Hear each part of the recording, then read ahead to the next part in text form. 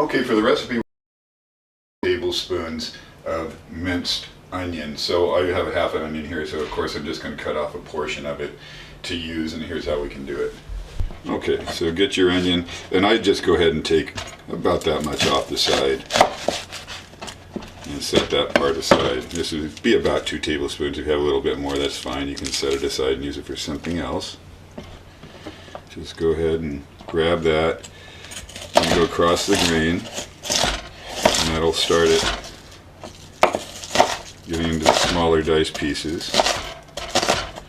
And we want this pretty fine, so I'm going to set this part aside, a little tougher bit, put that on the board, and just run your knife through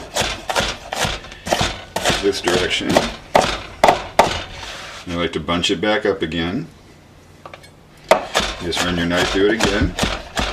And we'll continue this process till it gets to real fine dice.